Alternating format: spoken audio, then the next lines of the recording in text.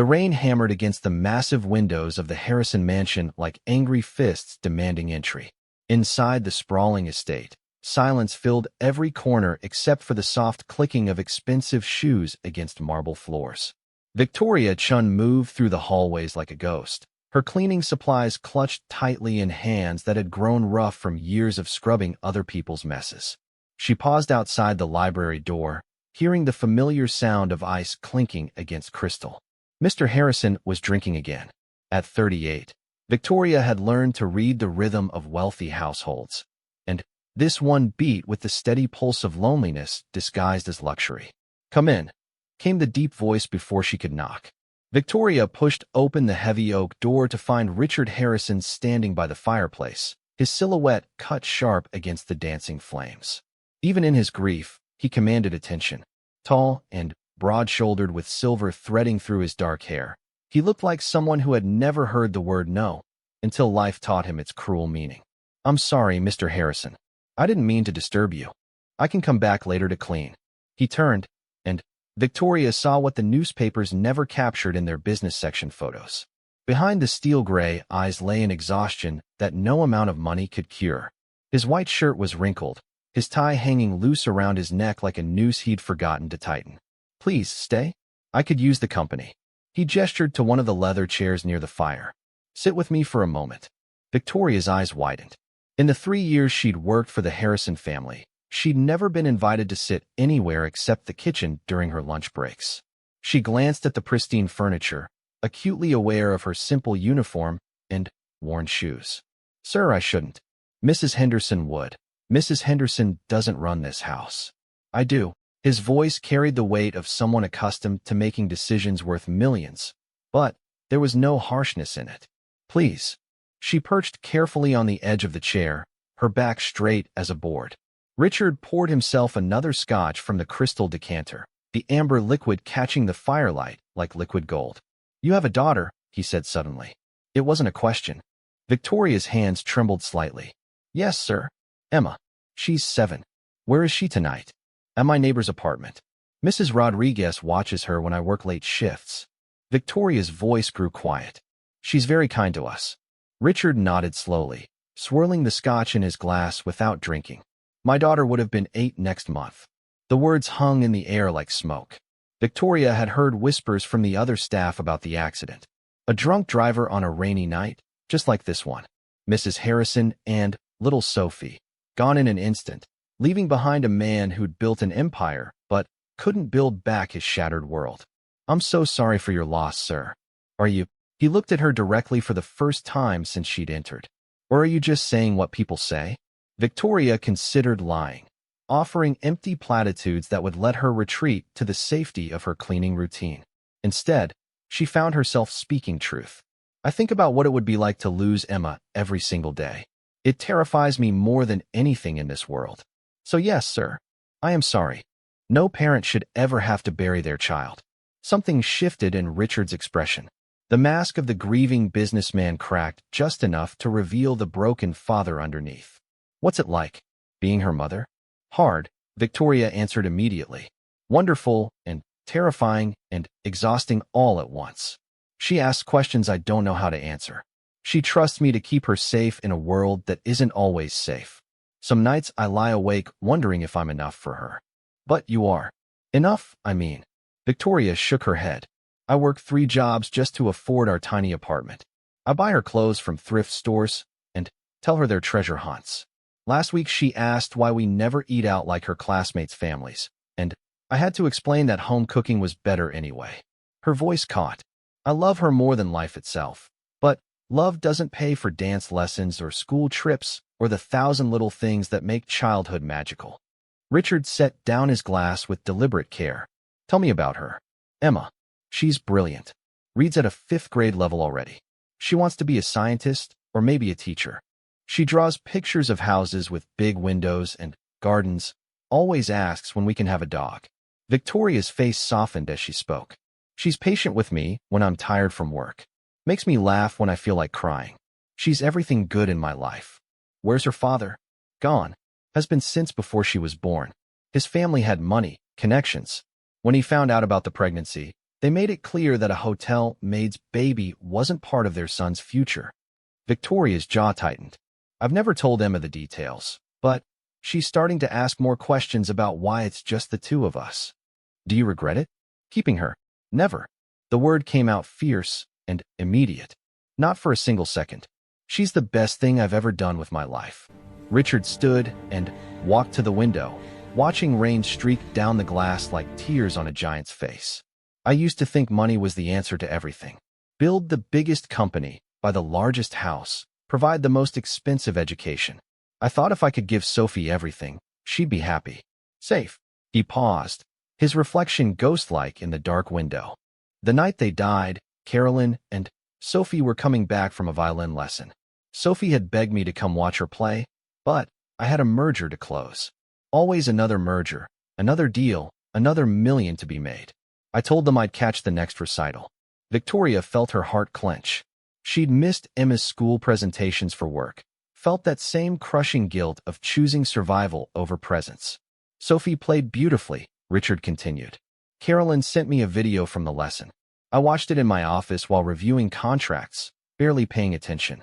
It's the last recording I have of my daughter's voice. The silence stretched between them, filled only by the rain's percussion against glass and the fire's gentle crackling. Victoria wanted to offer comfort, but knew that some pain lived too deep for words to reach. "Mr. Harrison," she said softly, "may I ask you something?" He turned back to face her. "Of course. What do you do now? With all this?" She gestured around the opulent room. "How do you fill the space they left behind?" "I don't," he admitted. "I work myself into exhaustion, so I'm too tired to dream. I drink enough to numb the edges, but not enough to forget completely. I've thought about selling everything, starting over somewhere new, but then I'd lose the last places they touched, the rooms where their laughter used to live." Victoria nodded understanding. "After Emma's father left, I wanted to disappear too. Thought maybe if I could just vanish, the shame and hurt would vanish with me. But then I realized that running away would mean taking Emma away from any chance at stability, and she deserved better than my broken heart." "How did you rebuild?" "One day at a time. Some days, 1 hour at a time." Victoria's voice grew stronger. "I stopped trying to be the perfect mother and started being the present one. Emma doesn't need me to have all the answers. She needs me to show up, to try, to love her through the mistakes." Richard returned to his chair, this time sitting forward, elbows on knees. "I don't know how to show up anymore. Everything I built was for them, and now it just feels like a monument to my own selfishness." "Maybe," Victoria said carefully, "it could become something else. Maybe it could help other families stay together instead of just making more money for money's sake." "You mean philanthropy?" "I already write checks to charities." "That's not what I mean." Victoria took a breath, surprised by her own boldness. "I mean actually helping. Getting your hands dirty. Learning people's names and stories and struggles. My neighborhood is full of single mothers working multiple jobs just to keep their kids fed and housed. Kids who are brilliant but can't afford tutors. Families one emergency away from homelessness." She paused, realizing she might have overstepped. "I'm sorry, sir. It's not my place to suggest." "No," Richard interrupted. "Keep going. Please. Those families don't need another distant donor. They need someone who understands that behind every application for aid is a real person with dreams and fears and hopes for their children. Someone who can see potential instead of just problems." Richard studied her face in the firelight. "You're talking about mentorship, direct involvement. I'm talking about community. About remembering that wealth means nothing if it's not connected to purpose." Victoria's voice grew passionate despite her nervousness. "You have resources that could change lives, but more than that, you have the capacity to understand loss and love in ways that most wealthy people never do. That makes you dangerous to systems that keep people trapped." "Dangerous how?" "Because you could actually make a difference instead of just making yourself feel better." The clock on the mantel chimed midnight, its deep notes echoing through the vast room. Victoria suddenly remembered where she was, who she was talking to, and how far she'd strayed from the appropriate boundaries between employer and employee. "I should go," she said, standing quickly. "I've overstepped, and it's very late. Emma will wonder where I am." "Victoria." The use of her first name stopped her at the door. What time does Emma wake up? Around 7. She likes to help me make breakfast before school. Bring her here tomorrow. After school. I'd like to meet her. Victoria's heart hammered against her ribs. Sir, I don't think that's appropriate. The other staff might. We'll talk, yes. Let them. Richard's voice carried a note of decision she recognized from his business calls. I'm not asking as your employer. I'm asking as someone who remembers what it was like to want the best for his child, and is curious about a little girl who draws houses with big windows. Why? The question slipped out before Victoria could stop it. Richard was quiet for a long moment, staring into the dying fire. When he spoke, his voice was soft but certain. Because I think Sophie would have liked her. And because maybe it's time I learned what it means to show up. This cannot Victoria continue. felt tears threaten. We must address it now. Blink them back. Okay, but if this makes things uncomfortable for you, or if Mrs. Henderson objects. Victoria. His tone was gentle but firm. I haven't made a decision I was excited about in 8 months. Let me try this one. She nodded, unsure whether she was making the best choice of her life or the worst mistake she'd ever committed. As she gathered her cleaning supplies and prepared to leave, Richard called out one last time. What does Emma like to eat?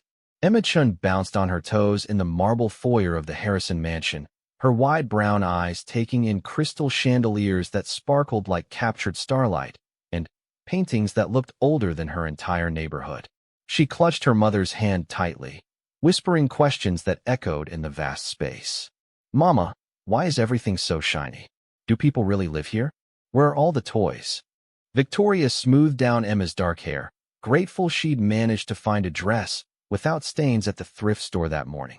The navy blue fabric was slightly too big, but Emma had insisted it made her look fancy enough for a palace. Remember what we talked about? Victoria whispered back. We're guests here. Use your indoor voice and your best manners. The sound of footsteps on marble announced Richard's approach before they saw him.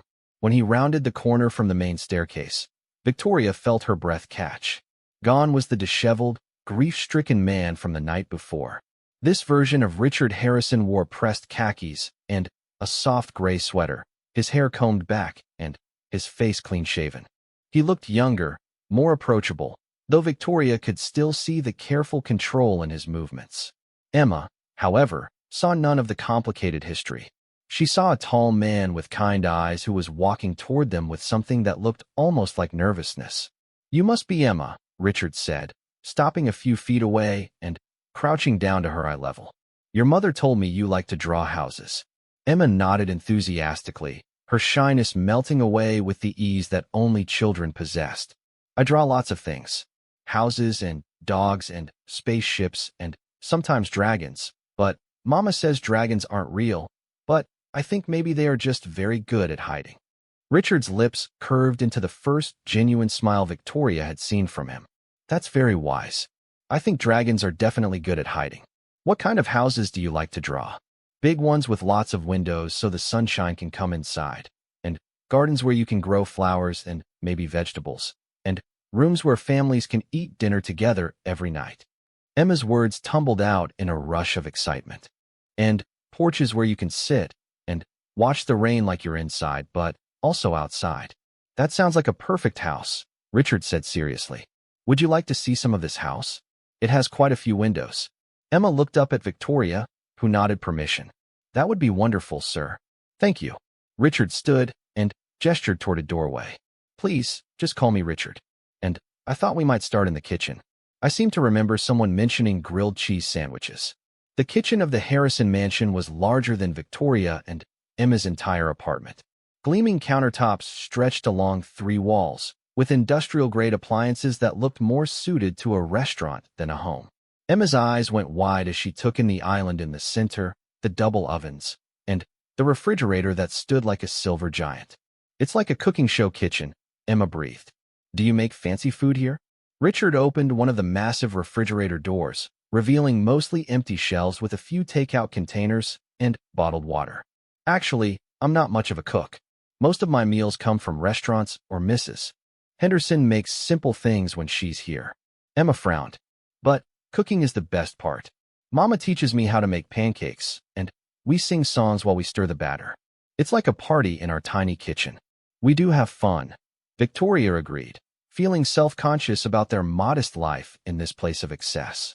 Emma's becoming quite the little chef. Could you teach me? Richard asked Emma. How to make grilled cheese the right way.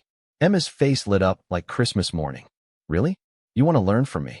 I think you might be the best teacher I could find. What followed was the most unusual cooking lesson Victoria had ever witnessed. Emma directed Richard with the confidence of a master chef, explaining that the secret was butter on both sides of the bread, and that the cheese had to be the melty kind, not the plastic kind. She showed him how to cut the sandwiches into triangles because triangles taste better than rectangles, and demonstrated the proper technique for dipping in tomato soup. Richard followed her instructions with the same serious attention he probably gave to board meetings, asking clarifying questions about butter distribution and optimal melting temperature. When Emma climbed onto a step stool to reach the stove, he hovered protectively nearby, but let her maintain control of the process. You're a very good student, Emma declared as they sat down at the breakfast nook with their sandwiches. Most grown-ups think they already know everything, but you ask good questions. Well, you're a very good teacher, Richard replied. I've learned more about cooking in the last hour than I have in years. Victoria watched this exchange with wonder and growing concern. Emma was blossoming under Richard's attention, but Victoria knew how quickly wealthy people could lose interest in their charitable impulses. What would happen when the novelty wore off? How could she protect her daughter from the disappointment that seemed inevitable? Richard, Emma said between bites of sandwich. How come you live in such a big house all by yourself? Aren't you lonely? Victoria nearly choked on her soup. Emma, that's not polite to ask. But Richard held up a hand. It's okay. She's right to ask. He looked directly at Emma. Yes, I am lonely sometimes. This house used to have my wife and daughter in it, but they had to go away. Did they go on a long trip? Emma asked with 7-year-old innocence. Something like that. They can't come back, so now it's just me. Emma considered this seriously, her small face scrunched in concentration. That must be very sad. When Mama has to work late, and I stay with Mrs. Rodriguez, I miss her even though I know she's coming back. Missing people is one of the hardest feelings. It is, Richard agreed quietly. It's the hardest feeling I've ever had. But Emma continued with the matter-of-fact wisdom of childhood. Mrs. Rodriguez says that when we miss people, it means we love them very much. And love is still good, even when it hurts. Victoria watched Richard's face carefully, ready to intervene if Emma's innocent questions became too painful. Instead, she saw something that looked like healing beginning to crack through the wall of grief he'd built around himself. Mrs. Rodriguez sounds very wise, Richard said. What else does she tell you? She says that sometimes God gives us new people to love when the old people have to go away. Not to replace them, because you can't replace people like broken toys, but to make the love bigger. Emma swung her legs from the tall chair. Like how I love Mama the most. But I also love Mrs. Rodriguez, and my teacher Ms. Martinez, and my friend Lucy. And there's still room for more love if I meet new people who are nice. That's beautiful, Emma. Do you think that's really how it works? I think so. Mama says love isn't like money where you run out if you spend too much. Love grows when you share it. Emma looked around the enormous kitchen. This house could hold a lot of love if you wanted it to. After lunch, Richard gave them a tour of the mansion. Emma marveled at the library with its floor-to-ceiling books, the music room with its grand piano, and the solarium filled with plants that created a garden inside the house. But it was when they reached Sophie's room that everything changed. Richard had opened the door without thinking, and suddenly, they were standing in a 7-year-old's paradise, frozen in time. The walls were painted soft pink with white crown molding, and shelves displayed an impressive collection of books, dolls, and art supplies. A canopy bed dominated one corner, still made up with purple comforter and stuffed animals arranged as if waiting for their owner's return. Emma stepped into the room with reverence, understanding instinctively that this was a special place. Was this your daughter's room? Yes, Richard said, his voice thick. This was Sophie's room. It's beautiful. She must have loved books like I do. Emma approached the bookshelf carefully, not touching but reading the titles aloud. She had all the good ones. Charlotte's Web, and Matilda, and The Secret Garden. She was a very good reader, just like you. Emma turned to face Richard directly. Do you come in here sometimes to remember her? Actually, no. I haven't been in here since. Richard trailed off. Since she had to go away? Yes. Emma nodded thoughtfully. Maybe that's okay for now. But maybe someday you could come in here and remember the happy times instead of just the sad ones. Mama says memories are like photos in our hearts, and we get to choose which ones we look at most. Victoria felt tears burning her eyes. Her daughter, with no training in grief counseling or therapy, was offering this broken man exactly the kind of gentle wisdom he needed to hear. What do you think Sophie would want? Emma asked. For her room, I mean. Richard was quiet for a long time, standing in his daughter's doorway like a man afraid to step into his own memories. Finally, he spoke. I think she'd want other children to enjoy the books she loved. She always wanted to share her favorite stories. That's a beautiful way to remember her, Emma said solemnly. Sharing the things she loved means a piece of her gets to keep living. They left Sophie's room with a new understanding between them. Richard had shown them his deepest wound, and Emma had responded not with fear or pity but with the kind of pure compassion that only children could offer. As the afternoon stretched toward evening, Emma curled up in the library with one of Sophie's books while Victoria and Richard sat nearby, talking in low voices about practical things. Work schedules, Emma's school, the logistics of whatever this new relationship might become. I want to be clear about something, Richard said. I'm not trying to replace anything or anyone in Emma's life. I'm not trying to play father or disrupt your family in any way. Then, what are you trying to do? Victoria asked directly. Richard watched Emma, who was completely absorbed in her book, reading aloud softly to herself. I'm trying to remember what it feels like to be useful, to contribute to something good instead of just accumulating more wealth I don't need. And if it gets complicated, if Emma gets attached, and you decide this experiment isn't working, then I'll deal with the consequences and make sure she's protected from my mistakes. Richard's voice carried conviction. I won't disappear from her life without explanation. I won't break promises to her. And I won't let my grief become her burden. Victoria studied his face, searching for signs of the casual cruelty that wealthy people sometimes displayed toward those they considered beneath them. Instead, she saw something she hadn't expected, genuine respect for her as a mother and for Emma as a person worthy of consideration. What are you proposing exactly? She asked. I'd like to be a presence in her life. Someone who can help with the extras that love alone can't provide. Piano lessons, if she wants them. Art supplies. Books. Maybe help with college someday. Richard paused. But, more than that, I'd like to learn from both of you. How to build something meaningful instead of just something profitable. Emma looked up from her book, having caught fragments of their conversation. Are you going to be our friend now, Richard?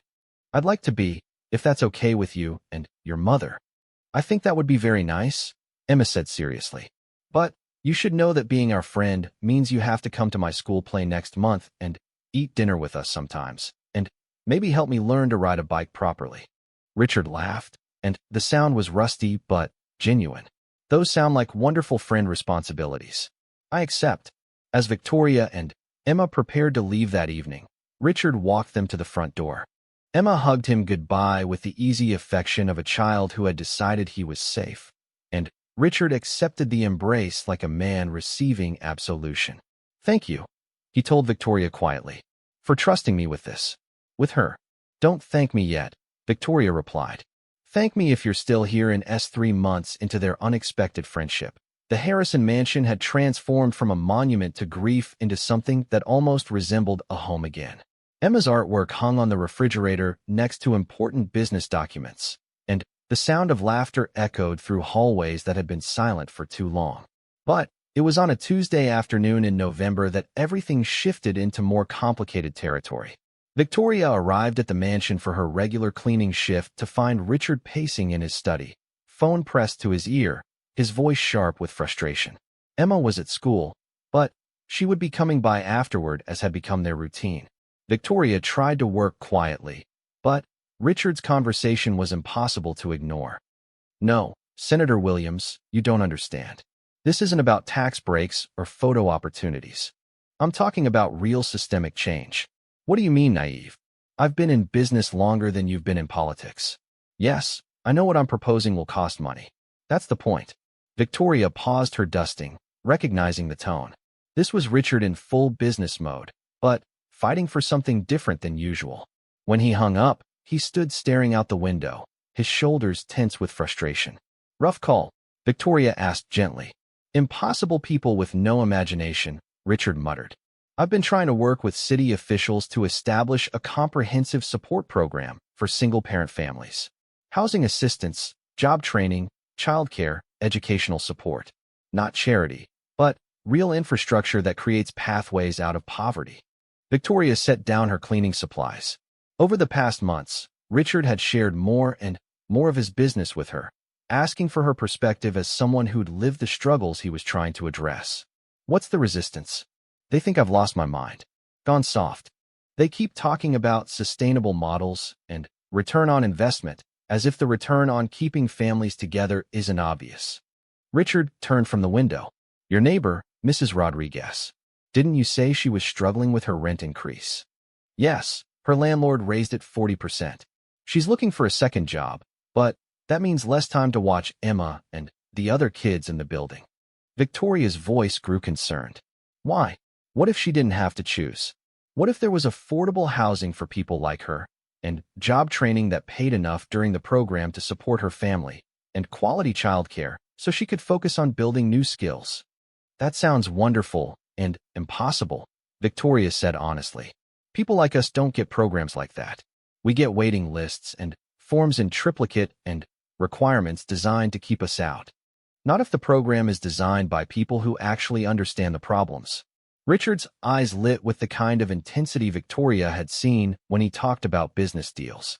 "I want to hire you." "Sir." Victoria's heart jumped. "I already work for you." "No, I mean really hire you. Full-time. To help me build this thing properly."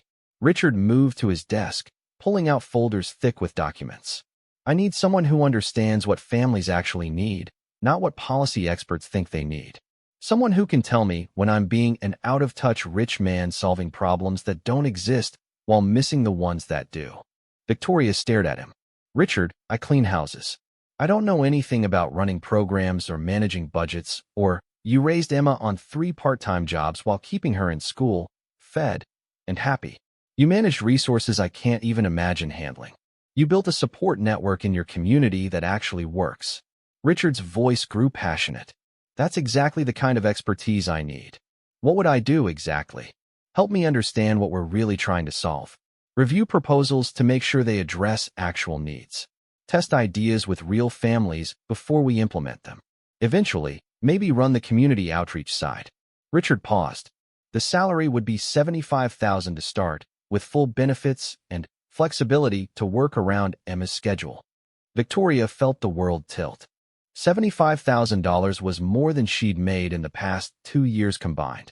It was Emma's college fund and a reliable car and health insurance and 1,000 small securities she'd never dared imagine. "Why me?" she whispered. "Because you've lived this. Because Emma trusts you to make good decisions, which tells me more about your judgment than any resume could. Because in 3 months, you've helped me understand more about being human than I'd learned in years of therapy." Richard's voice softened. "And because I think we could actually change things if we work together." The front door chimed, announcing Emma's arrival from school. Her voice carried through the mansion as she called out her hellos to Richard and went to find Victoria. But Victoria stood frozen, staring at Richard as the magnitude of his offer sank in. "I need time to think," she managed. "Of course. But, Victoria?" Richard caught her arm gently as she turned to go. "This isn't charity. I'm not offering this because I feel sorry for you. I'm offering it because I need what you know, and because I think you're brilliant in ways that most people never recognize." Emma burst into the study, backpack trailing behind her, face bright with excitement. "Richard, guess what happened at school today?" "Tell me everything," Richard said, his attention shifting completely to Emma as it always did when she arrived. "Ms. Martinez said my science project about plants growing toward light was the best in the class, and I get to present it at the school science fair." Emma bounced on her toes. "But that's not the most exciting part. The most exciting part is that Lucy's mom said Lucy can come for a sleepover this weekend if it's okay with everyone." Victoria watched Richard's face carefully. Emma had never asked to have friends over to the mansion before, instinctively understanding that it wasn't really her home. But 3 months of friendship had shifted those boundaries in ways Victoria was still learning to navigate. "I think that sounds wonderful," Richard said without hesitation. "We'll need to make sure we have everything Lucy likes to eat, and maybe set up some fun activities." "Really? You don't mind having 2 kids running around being loud?" Emma asked. "Emma, this house has been too quiet for too long. I can't think of anything better than the sound of children being happy here." That evening, as Victoria helped Emma with homework at the kitchen table, Richard worked nearby on his laptop, occasionally asking Emma's opinion on child-friendly policy language or requesting her artistic input on program brochures. It was domestic in a way that felt both natural and dangerous. "Mama," Emma said suddenly, looking up from her math worksheet. "What's wrong? You keep staring off into space like when you're worried about money." Victoria glanced at Richard, who was pretending not to listen while obviously hanging on every word. "I'm just thinking about some grown-up decisions, sweetheart." "Is it about Richard's job offer?" Emma asked matter-of-factly. Victoria's pencil clattered to the floor. "How did you? I heard you talking earlier. I didn't mean to eavesdrop, but you both have loud voices when you're excited about something." Emma grinned. "So are you going to take it?" "It's complicated, Em. It would mean big changes for us. Good changes or bad changes." Victoria looked around the kitchen where they'd shared so many meals over the past months, where Emma had taught Richard to cook and where Richard had helped Emma with school projects that required resources Victoria couldn't provide. "Good changes, I think. But scary ones too." Emma considered this seriously. "Mama, remember what you told me when I was scared about starting first grade? You said that sometimes the best things come after the scary things, and that being brave doesn't mean not being scared. It means doing the right thing even when you're scared." Richard's typing had stopped entirely. Victoria could feel his attention even though he was staring at his computer screen. "You think I should take the job?" Victoria asked. "I think you should stop cleaning other people's houses and start helping people build better lives instead. You're really good at helping people." Emma paused. "Plus, if you work with Richard, maybe you could help him understand that some of his ideas are kind of fancy and complicated when people just need simple, real help." Richard laughed out loud at this. "Emma, you might be the most honest consultant I've ever worked with." "What's a consultant?" Emma asked. "Someone who gets paid to tell people when their ideas are fancy and complicated instead of simple and real." "Oh, then, I'm definitely a good consultant. I tell people the truth all the time, even when they don't want to hear it." Later, after Emma had gone to bed in the guest room that had gradually become hers, Victoria found Richard in the library, reading through policy documents, but not really seeing them. "She's right, you know," Victoria said, settling into the chair across from him. "About your ideas being fancy and complicated sometimes. I know. That's why I need you." Richard set aside his papers. "Victoria, I want you to understand something. This offer isn't about my guilt or grief or some need to rescue anyone. It's about building something that actually works, and I can't do that without someone who understands what working looks like for families like yours. And if it doesn't work out, if we can't work together, or if the program fails, then we'll figure out what comes next, but I won't leave you in a worse position than you started. That's a promise." Richard's voice carried the weight of someone who understood the stakes. "But I don't think it will fail. I think we're going to change how people think about poverty and support and what communities can be when they're built by people who actually live in them." Victoria was quiet for a long moment, thinking about Emma's words about being brave meaning doing the right thing even when you're scared. "If I take this job, I have conditions." "Name them." "Emma's needs come first, always. If she needs me for school events, or when she's sick, or just because she's had a hard day, work waits." "Agreed. I want real authority, not just advisory input. If I think something won't work for families, I need to be able to say no and have it matter." "Agreed. And I want transparency about budgets and decisions. I've watched too many programs fail because the people running them never told the people they were supposed to help what was actually happening." Richard stood and extended his hand. "Agreed. So we have a deal."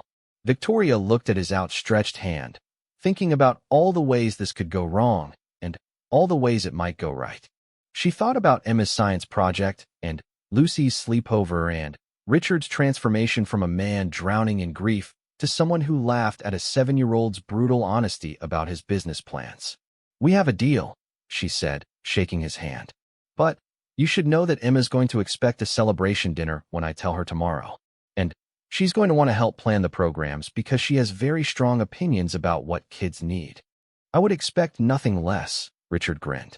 "She's going to be a formidable partner in all of this." As Victoria prepared to head home that night, she realized that for the first time since Emma was born, she was making a decision based on possibility rather than desperation. It felt foreign and exhilarating and terrifying all at once. "Richard," she called as she gathered her things. "Yes. Thank you for seeing something in me that I couldn't see in myself. Thank you for being brave enough to let me try." 6 months into Victoria's new role, the Harrison Foundation's community support initiative had become something neither she nor Richard had initially envisioned. What started as a traditional aid program had evolved into a revolutionary model that treated recipients as partners rather than charity cases. But success brought new challenges, and on this particular morning, Victoria faced her biggest test yet. She stood in the conference room of their newly opened community center, watching through the window as protesters gathered outside. Signs reading "Stop Enabling Dependency" and "Handouts Don't Help" bobbed above a crowd of about 30 people, while news vans set up for what would undoubtedly be another inflammatory story about misguided philanthropy. "They're early today," Richard observed, joining her at the window. His voice carried exhaustion from weeks of similar demonstrations and increasingly hostile media coverage. "Mrs. Patterson organized them better this time," Victoria replied, recognizing several faces from the neighborhood association meeting where she'd been publicly confronted the week before. "She's been going door to door, telling people we're bringing down property values and attracting undesirable elements." The irony wasn't lost on either of them. Mrs. Patterson lived in a mansion 3 blocks away and had never spoken to any of the families the program actually served. But her voice carried weight in city council meetings and social circles that Victoria and Richard were still learning to navigate. Emma appeared in the doorway, backpack slung over her shoulder, ready for school. At 8 years old now, she had become surprisingly sophisticated about the adult tensions swirling around their work. "Are the angry people back?" "Yes, sweetheart. But they won't bother you," Victoria assured her. "Mr. Thompson is waiting to drive you to school through the back entrance." Emma walked to the window and studied the protesters with the serious expression she wore when trying to understand adult behavior. Why are they so mad about people having help? It was a question Victoria asked herself daily. The Harrison Foundation's program provided wraparound services that addressed multiple barriers to family stability simultaneously. Instead of making people navigate separate agencies for housing assistance, job training, childcare, and educational support, they offered coordinated help that recognized the interconnected nature of poverty. The results were undeniable. In 6 months, they had helped 47 families transition from crisis to stability. Employment rates among participants had increased by 70%. Children's school attendance and performance had improved dramatically. The emergency homeless shelter reported a 30% decrease in repeat families. But success in serving poor families apparently translated to failure in the eyes of people like Mrs. Patterson, who saw poverty as a personal failing rather than a systemic problem. "Some people think that helping others is wrong if it doesn't hurt enough," Richard told Emma honestly. "They believe that struggling should be harder, that help should be harder to get, because they think difficulty builds character." "That's silly," Emma declared. "When I help Lucy with her math homework, I don't make it harder for her. I make it easier so she can learn better. Help is supposed to help." Victoria caught Richard's eye over Emma's head. Once again, an 8-year-old had cut through complex political philosophy to the truth that adults seemed determined to complicate. After Emma left for school, Victoria and Richard prepared for what would be a difficult day. At 10 o'clock, they had a meeting with city council members who were reconsidering the zoning permits for their expanded programming. At 2 o'clock, a local news station was filming a segment about controversial new approaches to poverty. And at 4 o'clock, they were hosting their weekly community meeting, which had become a target for organized disruption. "Ready for battle?" Richard asked as they gathered their materials. as ready as I can be for people to explain to me why I don't deserve to have succeeded. Victoria replied with more bitterness than she intended. The past months had been eye-opening in ways she hadn't expected. While the families they served embraced the program with gratitude and determination, resistance came from unexpected quarters. Social service agencies complained about unfair competition. Politicians worried about setting unrealistic expectations for government services. Even some community leaders questioned whether the program was sustainable or created dependency. Victoria had learned that the most radical thing she could do was succeed publicly while remaining poor in origin. Her presence in boardrooms and policy meetings challenged assumptions about who belonged in those spaces and who was qualified to speak about poverty. Some people found her expertise threatening precisely because it came from lived experience rather than academic study. The city council meeting was as contentious as Victoria had feared. Councilwoman Martinez led the questioning with barely concealed hostility, demanding extensive documentation of outcomes that no other social program was required to provide. Ms. Chun, how do you respond to concerns that your program creates unrealistic expectations? Other families in the community don't have access to this level of support. Isn't it unfair to provide services to some that we can't provide to all? Victoria had anticipated this question and answered with data rather than emotion. Councilwoman Martinez, with respect, that's like saying we shouldn't cure cancer for some people because we can't cure it for everyone. The pilot program exists to test approaches that could be scaled up if they prove effective, which they are. But at what cost? The Harrison Foundation is spending nearly $30,000 per family served. The city can't replicate that investment.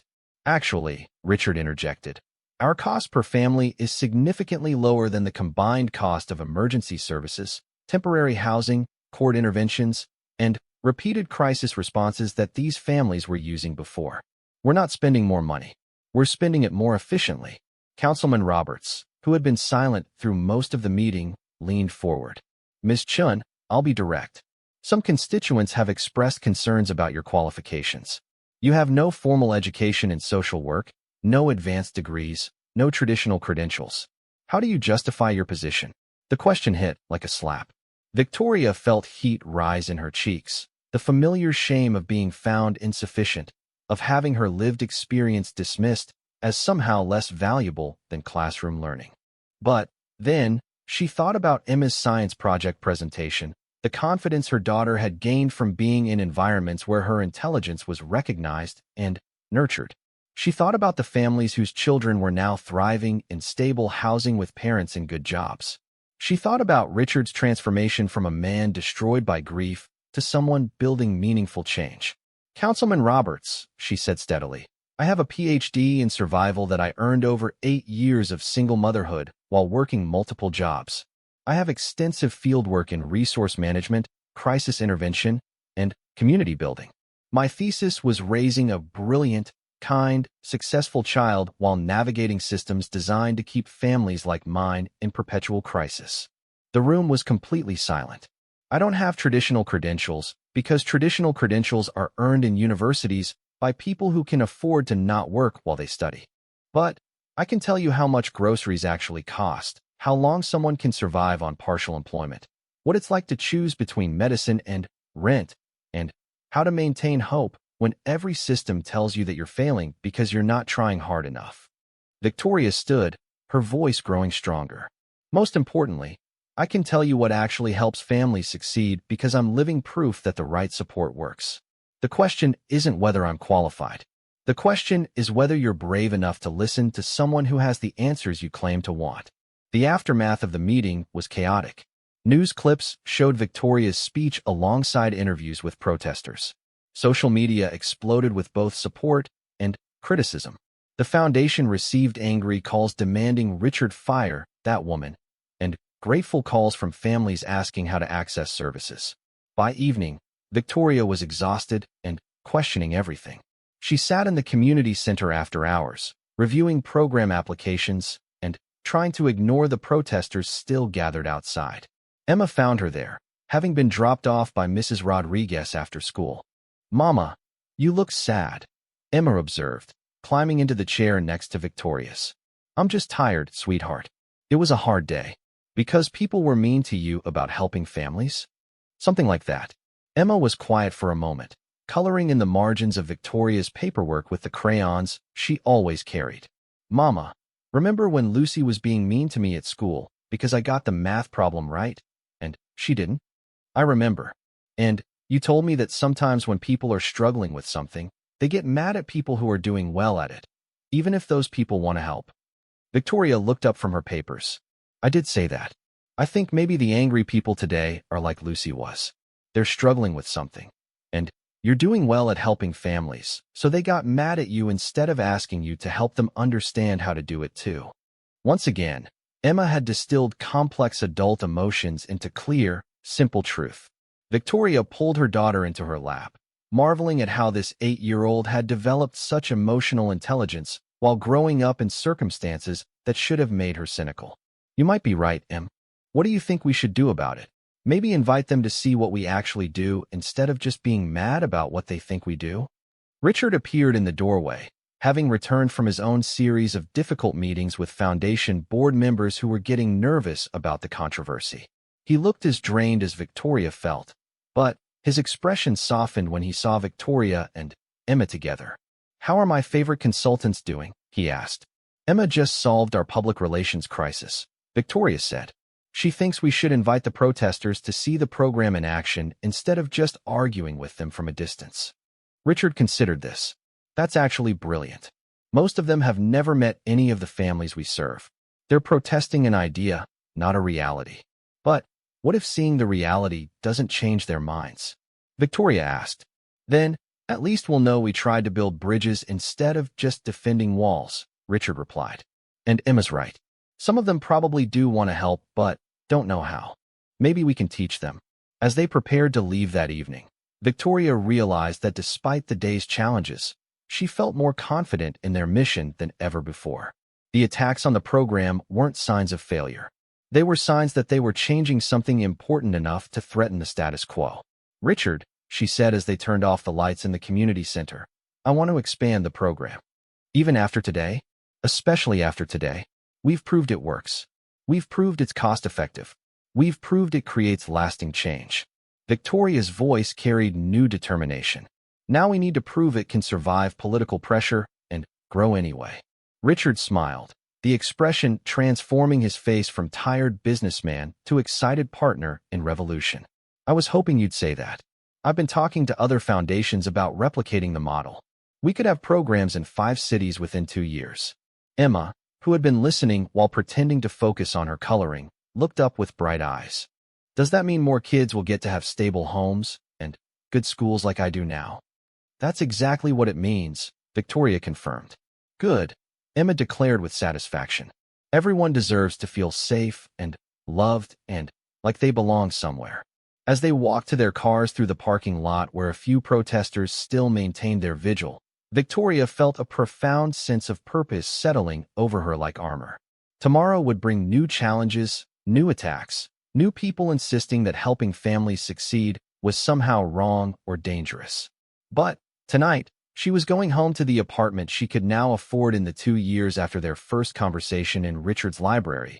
Victoria stood at the podium of the National Conference on Family Stability, looking out at an audience of policymakers, social workers, and community leaders from across the country. The Harrison Foundation's Community Support Initiative had become the model that everyone wanted to study, replicate, or in some cases, prove wrong.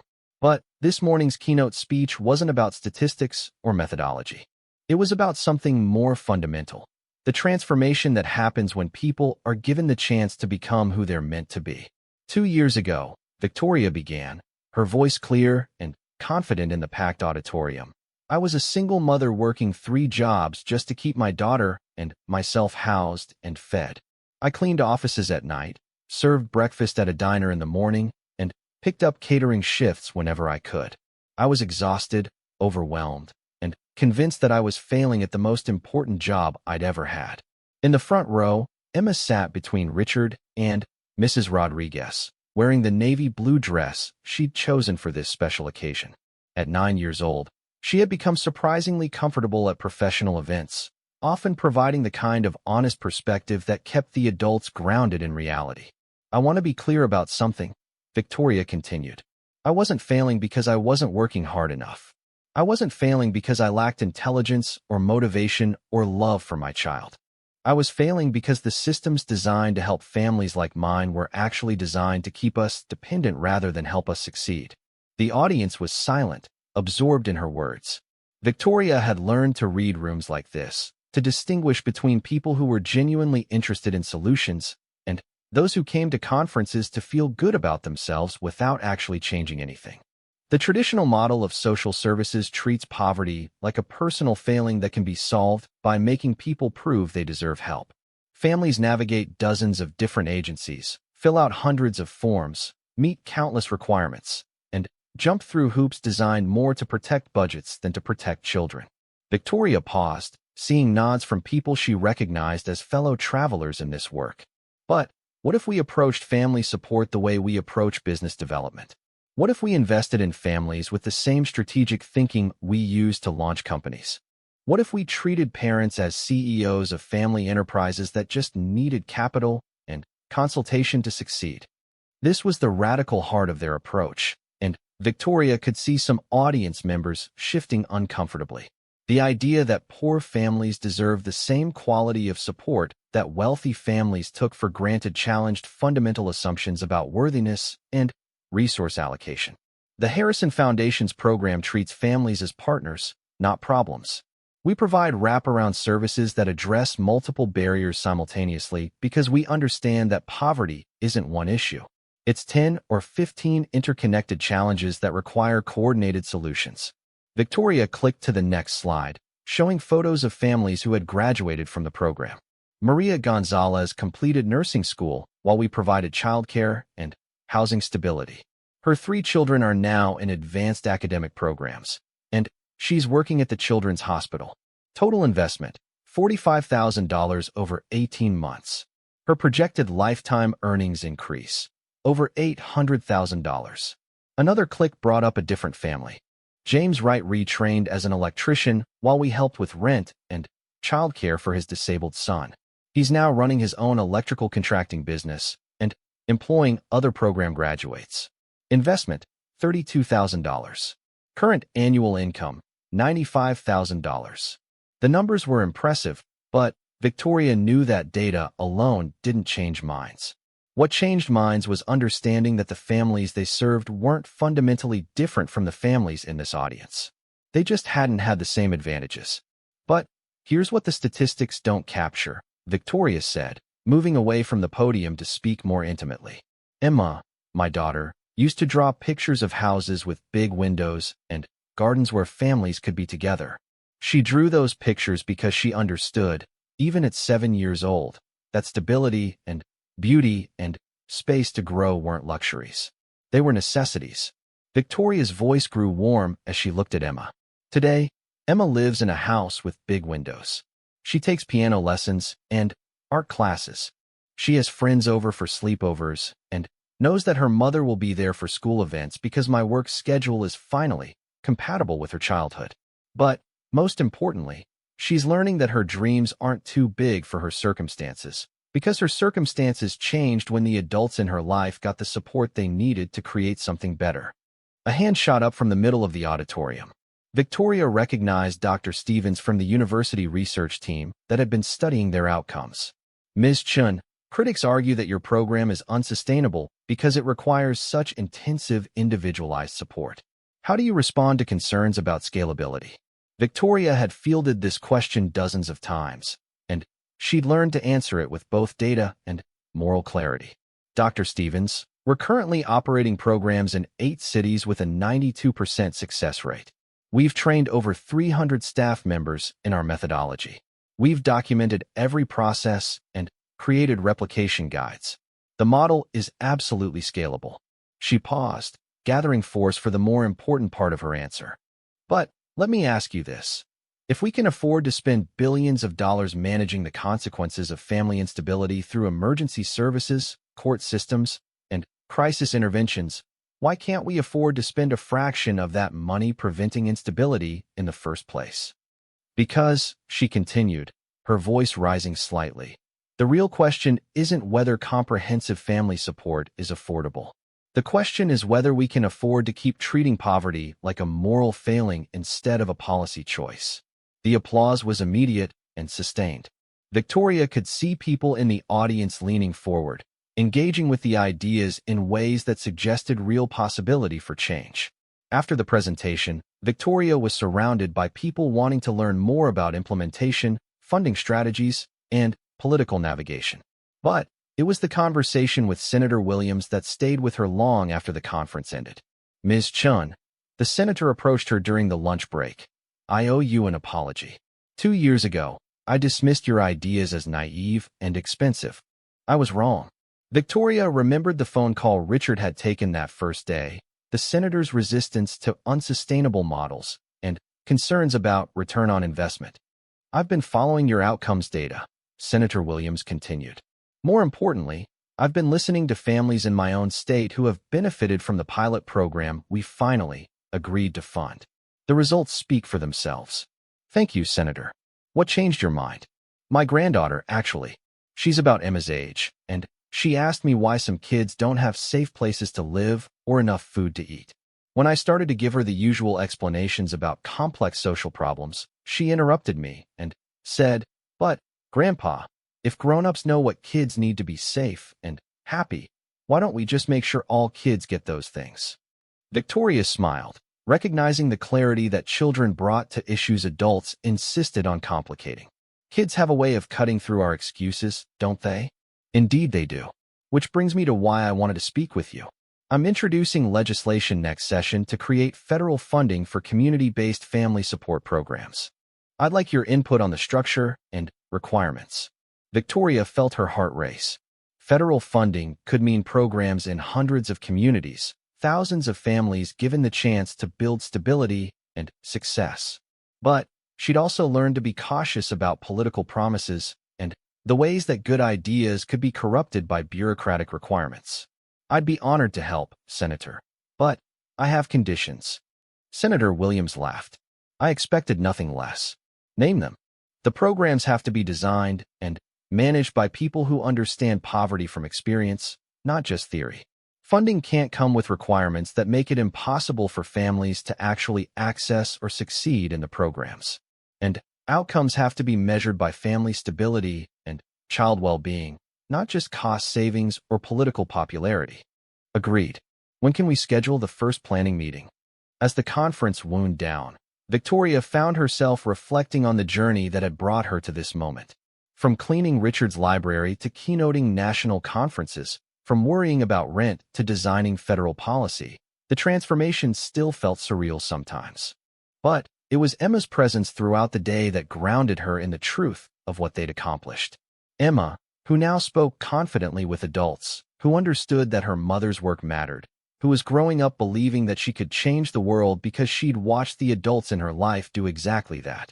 On the flight home, Emma curled up next to Victoria with a sketch pad, drawing her latest house design.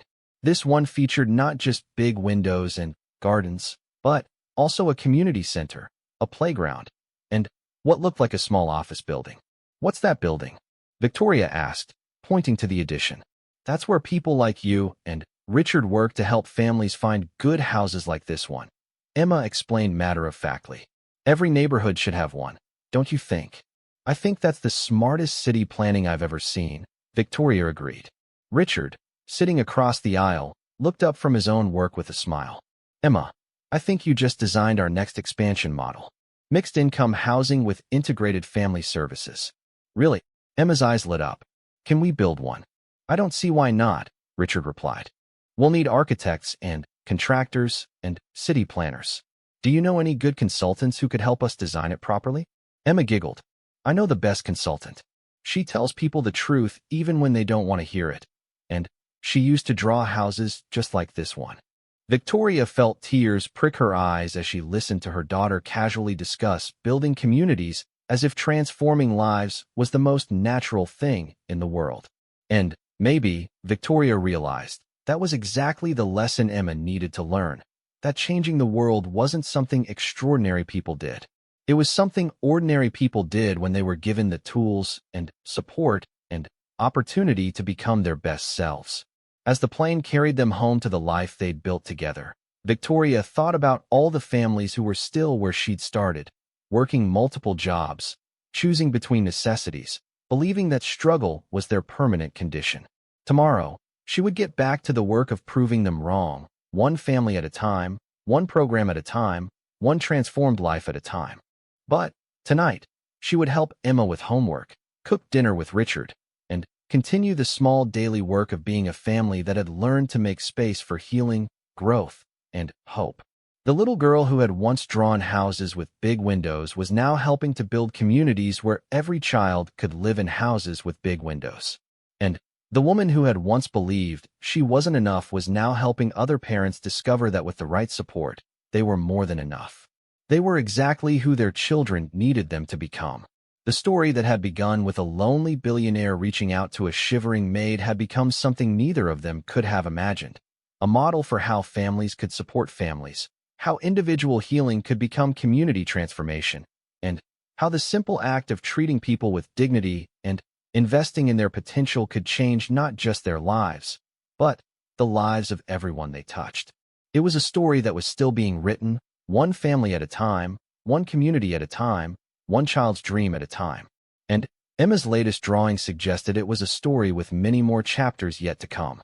Good School District, where Emma would do homework at a proper desk with good lighting, where their refrigerator was full and their utilities were current, and their future felt bright with possibility. Tonight, she was a woman who had found her calling in building bridges between the worlds of poverty and privilege, who had learned that the most radical act wasn't just escaping difficult circumstances, but turning back to help others escape as well. Tonight, she was exactly who she was meant to become, and no amount of outside pressure could make her apologize for that success or stop fighting for others to have the same chance at it. Outside, the November air was crisp with the promise of winter, but Victoria felt something warm and hopeful blooming in her chest.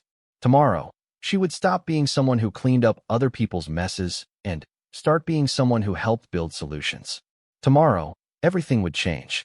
But tonight, she drove home to her small apartment where Emma was sleeping peacefully, knowing that whatever came next, they would face it together with resources and support and hope that had been unimaginable just a few months ago.